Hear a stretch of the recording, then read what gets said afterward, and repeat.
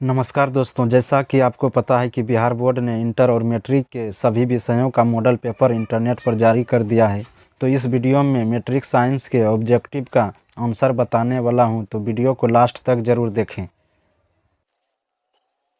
तो पहला प्रश्न इस प्रकार है, किस दर्पण की फोकस दूरी ऋणात्मक होती है?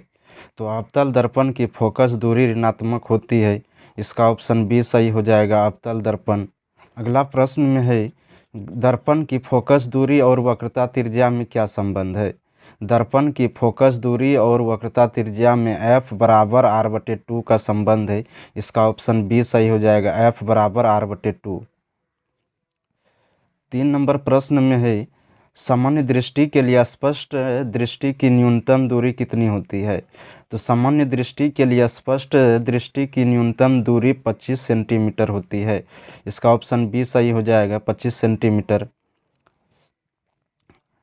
4 नंबर प्रश्न, श्वेत प्रकाश का कौन सा रंग किसी प्रिज्म से गुजरने के बाद सबसे कम झुकता है? तो सबसे कम बैंगनी रंग झुकता है। इसका ऑप्शन ये सही हो जाएगा, बैंगनी। 5 नंबर में है, मानव आँख की रेटिना द्वारा बनाई गई छवि होती है। तो मानव आँख की रेटिना द्वारा बनाई गई छवि वास्तविक और उल्टा होती है। इसका ऑप्शन बी सही हो जाएगा। आकाश का रंग नीला प्रतीत होती है। आकाश का रंग नीला प्रकाश के प्रकीर्णन के कारण प्रतीत होता है। इसका ऑप्शन बी सही हो जाएगा। किस दर्पण से वस्तु का प्रतिबिंब बड़ा बनता है? तो अवतल दर्पण से वस्तु का प्रतिबिंब बड़ा बनता है। इसका ऑप्शन बी सही हो जाएगा। किस दर्पण से वस्तु का प्रतिबिंब बड़ा बनता है? तो अवतल दर्पण से।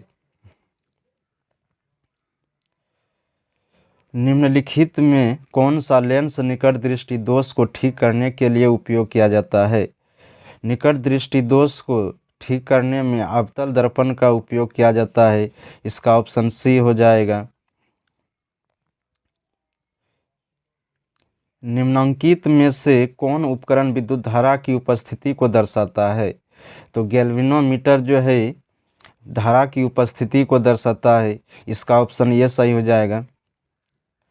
10 नंबर प्रश्न में है, दाएं हाथ के अंगूठे के नियम को किसने प्रतिपादित किया था? तो दाएं हाथ के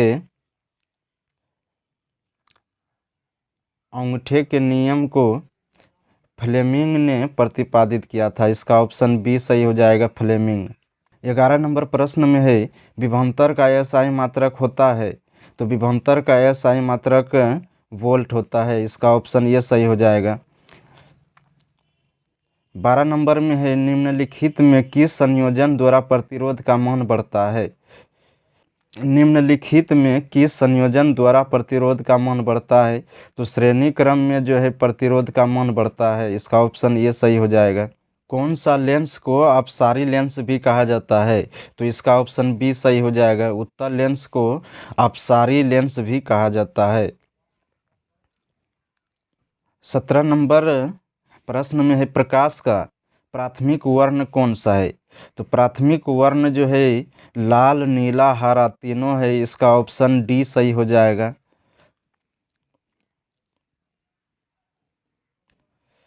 18 नंबर में है, निम्नलिखित में से कौन नेत्र का रंगीन भाग होता है? निम्नलिखित में से कौन नेत्र का रंगीन भाग होता है? तो कॉर्निया जो है नेत्र का रंगीन भाग होता है। इसका ऑप्शन ये सही हो जाएगा। 19 नंबर में है, 1 HP बराबर है। 1 HP जो है किसके बराबर होता है? तो 746 वाट के बराबर होता है। इसका ऑप्शन ये सही हो जाएगा।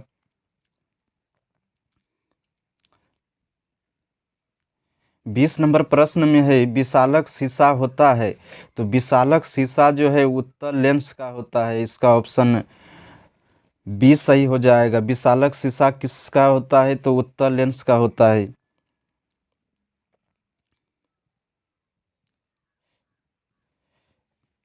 21 नंबर में है, जब किसी चालक तार से विद्युत धारा प्रवाहित होती है तो गतिशील कण क्या है?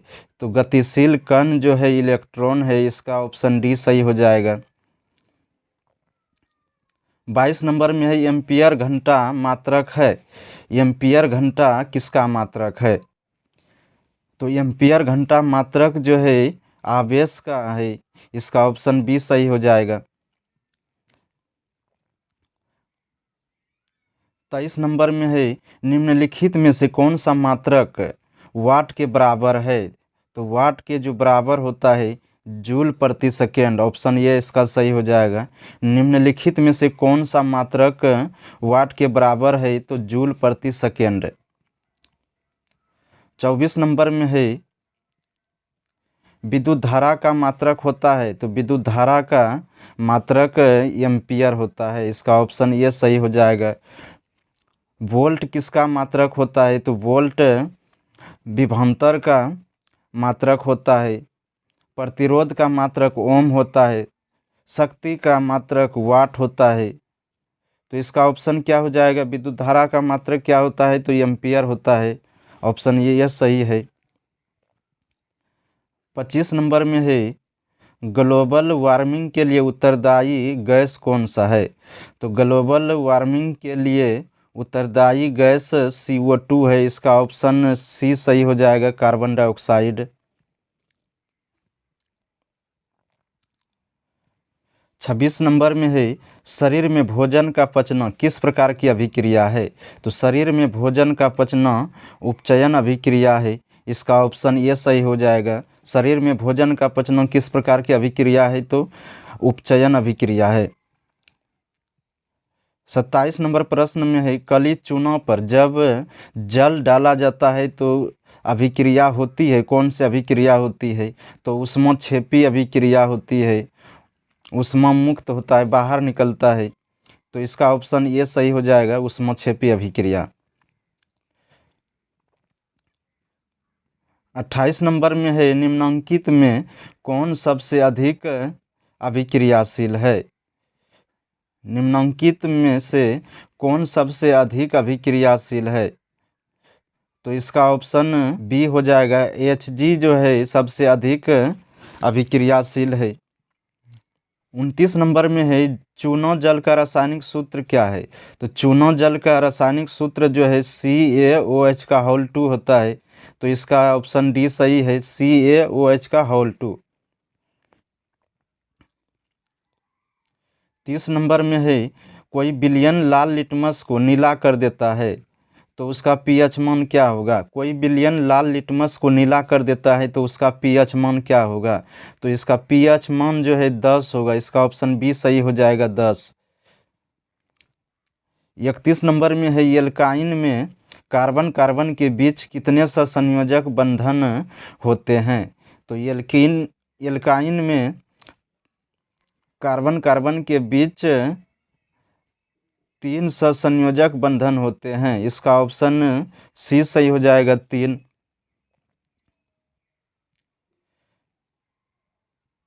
ग्लूकोज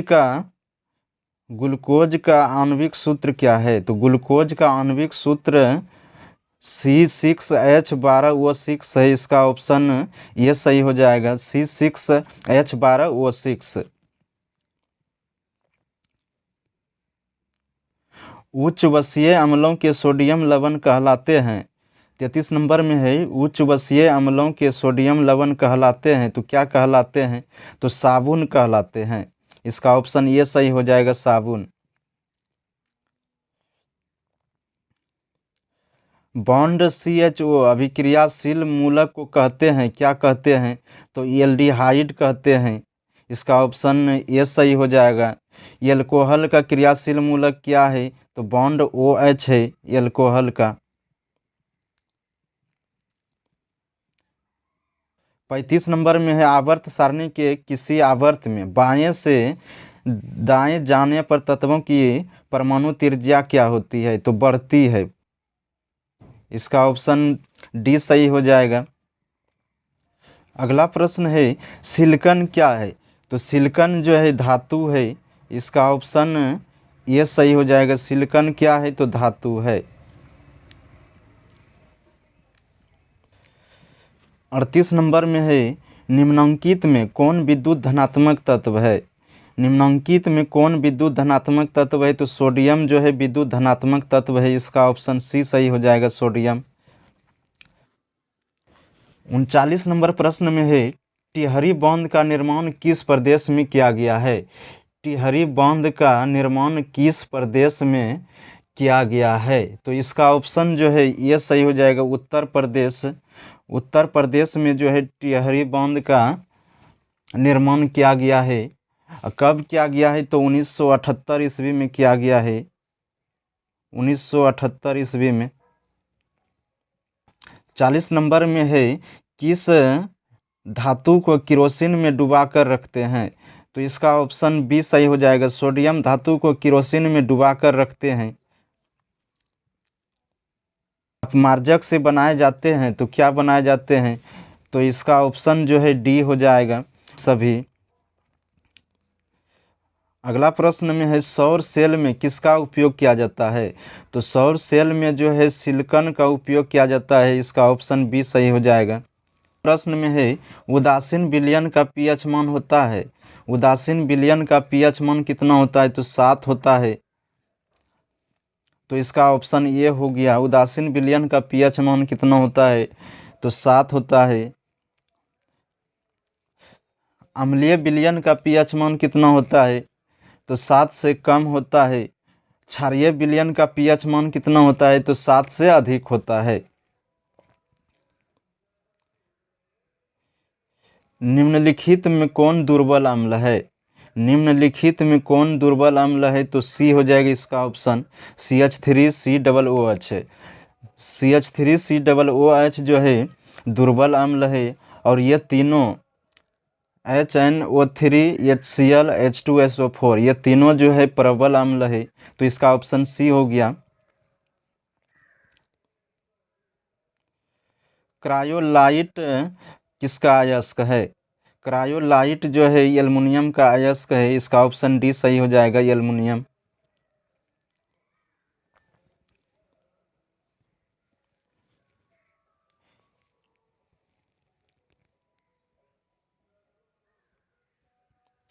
उनचास नंबर में है, पोटेशियम की परमाणु संख्या है?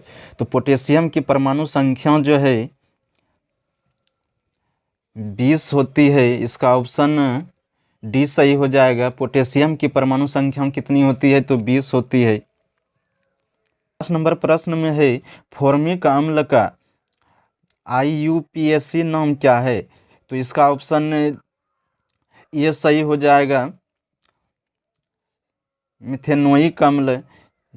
इसका रासायनिक सूत्र क्या होता है? तो CHCOOH। ये जो है फॉर्मिक अम्ल है,